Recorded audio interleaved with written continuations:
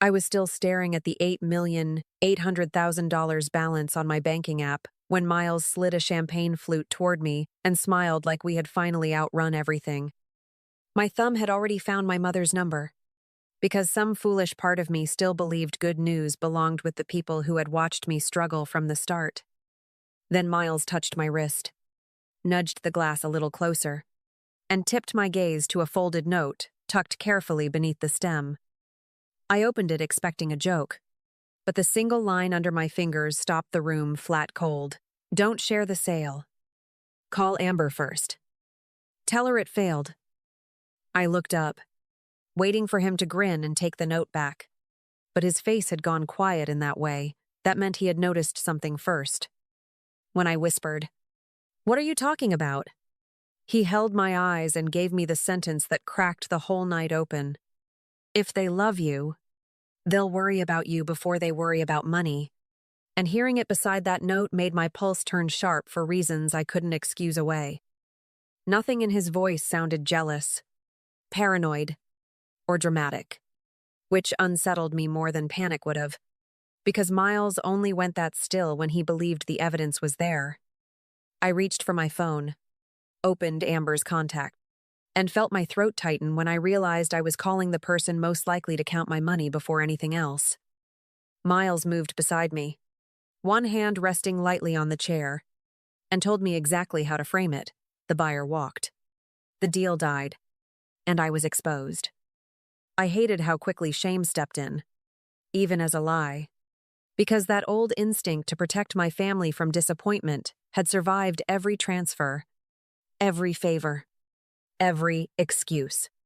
Still, I called my mother, invited everyone for Saturday dinner, and listened to her brighten at once. Not over my voice, but over seafood, wine, and what she expected. After I ended the calls, I opened 4 years of statements on my laptop alone there and started tracing every transfer my family had trained me to call normal. The first pattern sat under Amber and Wade's names, repeating across seasons and months again, until help stopped looking like generosity and started looking like payroll for another household. I pulled up the file for the Sprinter van and found the signed promissory note, the formal written repayment schedule, and the lien language Wade once dismissed as just paperwork. Then I checked my mother's supplementary card, the one I added for real medical emergencies only after Robert retired, now loaded with spa packages, boutique charges, and resort dining. The receipts did not even pretend anymore, and that was what made me go cold. Because every polished indulgence had been charged to the account, I protected myself carefully. Miles stayed quiet beside me, and when I slid one statement across the table, he tapped the total once there and murmured, "She knew exactly what she was doing." I kept going until I reached the auto-pay history I had set up for my parents. Small monthly transfers from my personal account alone meant to cushion retirement's first year. Those payments were still running, month after month, through holidays and ordinary weeks, long after their temporary shortfall had hardened into a lifestyle nobody intended to give back willingly. Then I opened the older records from my first warehouse year, and the contrast hit hard enough that I had to stop with both hands still on the keyboard. When my company barely covered rent, Miles carried our mortgage, groceries, and health insurance without making my ambition sound foolish, while my family called it irresponsible pride and vanity. I called my mother again to confirm Saturday, and her first question was whether I was serving oysters or crab cakes, not why I sounded strained or visibly cornered. When I called Amber, she moved even faster, saying Wade had a real expansion shot this season now, and they needed to talk numbers before someone else stepped in. By the time I closed the banking portal and copied every statement into a private folder, the note under that champagne glass felt less like suspicion and more like proof. By Saturday evening, my dining room looked exactly the way my mother liked to describe me to other people: polished, generous, successful, and ready to make everyone comfortable. Amber arrived first with Wade and a glossy folder tucked under her arm, and the way she set it beside her plate told me she had not come to check on me. My parents came in right behind them, kissed my cheek, complimented the food, and settled into their chairs with the practiced ease of people who expected the night to end in their favor. I had barely poured the wine before Amber flipped open the folder and started talking about Wade's next expansion like my house was a lending office. She pointed to printed estimates for upgraded equipment, a branded vehicle wrap, and a larger service radius, then leaned back and told me, "This is the right time if you want in." Wade nodded through a mouthful of crab cake and added that real businesses moved fast, which landed harder because he was still building his on money I had already carried once. My mother did not even wait for me to answer before she redirected the table toward the retractable awning she wanted over the back patio before summer heat settled in. Robert followed with that calm, dry voice that always made selfish things sound reasonable, saying property maintenance preserved long-term value, and families should understand practical priorities. Listening to them stack wants on top of wants while the folder stayed open near my plate made the whole room feel strangely stripped down. Miles caught my eye from the far end of the table, lowered his fork onto his napkin, and gave me the smallest nod I had ever seen him make.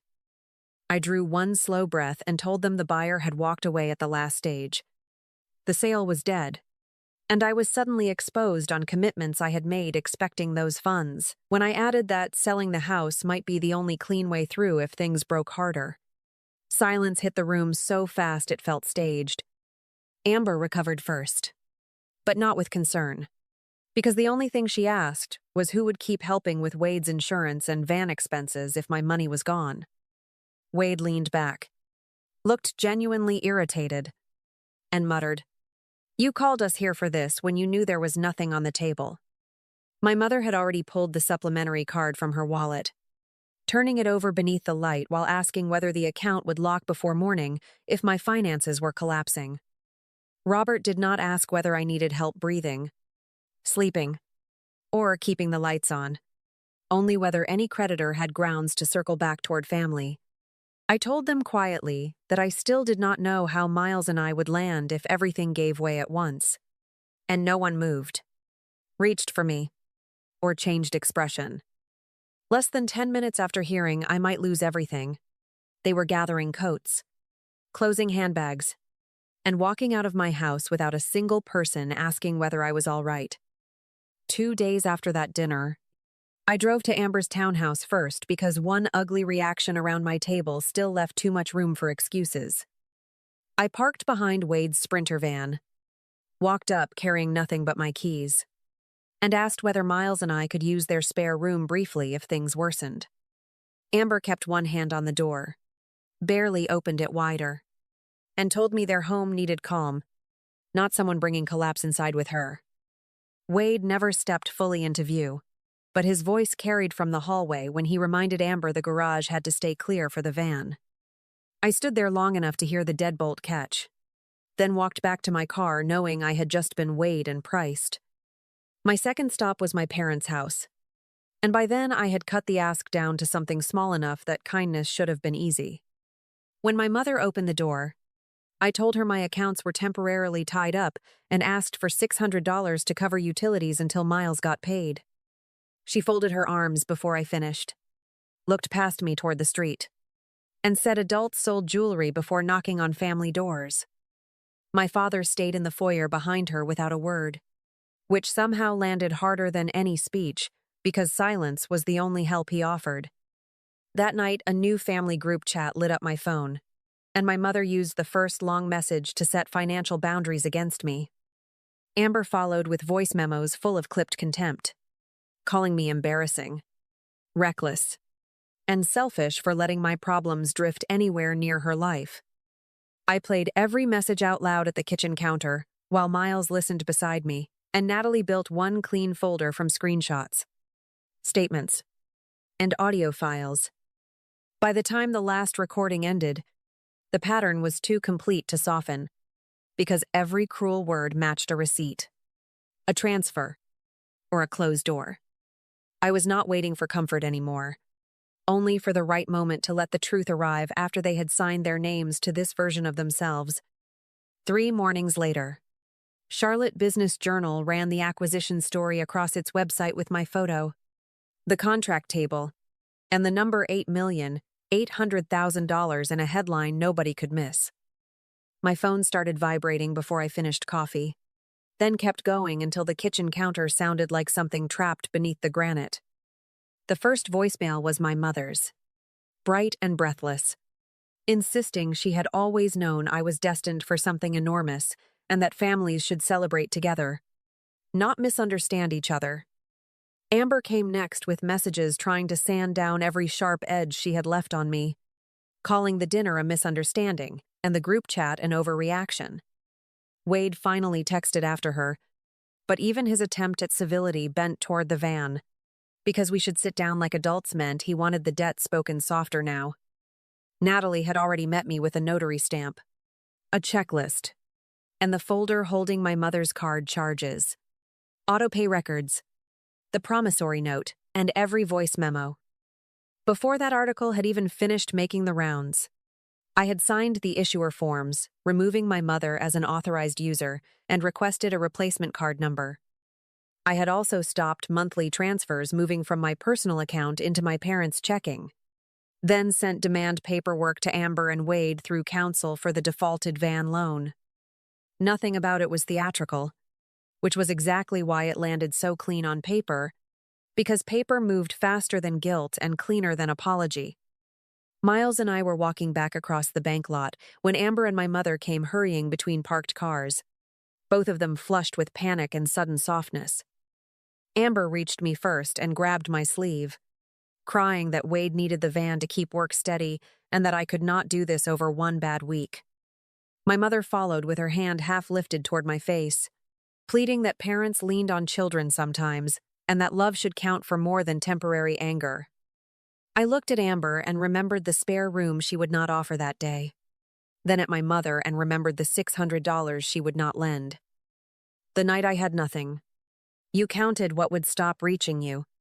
And once those words were out, neither of them had anything honest left to meet them. I told them the card was closed.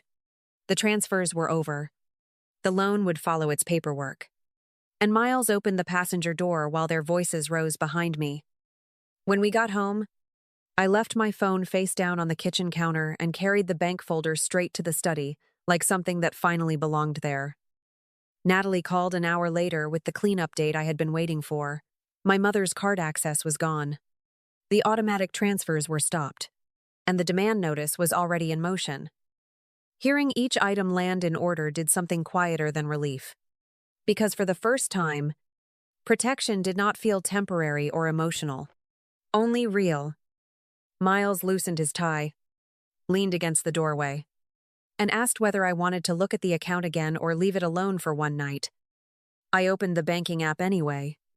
Watched the $8,800,000 still sitting there untouched, and realized the number no longer carried the old shadow of who would come claim pieces of it. For years, every win had arrived with a second calculation attached. One that measured how much of my life would leave with the congratulations and never return. That calculation was gone now, stripped away by a closed card, a stop transfer, a signed note, and a spare room that had never opened. I pulled the folder closer, checked the copies one last time, and felt the strange steadiness that comes after a door has shut exactly where it should. Nothing about that feeling was dramatic, which made it stronger. Because peace rarely announces itself loudly after chaos. It just starts holding its ground. Natalie sent one final text before midnight, short and precise, reminding me that if Amber and Wade wanted to keep the van, they had paperwork to satisfy. I read it twice, set my phone down, and understood that every relationship still standing in my life now had the same thing in common. It was not blood, history, obligation, or access. Only the simple fact that love had shown up where need was real and stayed when there was nothing to gain. Before bed, I found the folded note Miles had placed beneath the champagne glass and smoothed the crease flat with my thumb. I tucked it inside my planner between next month's calendar pages, not as a trophy from losing my family, but as proof of the day, I stopped misnaming them.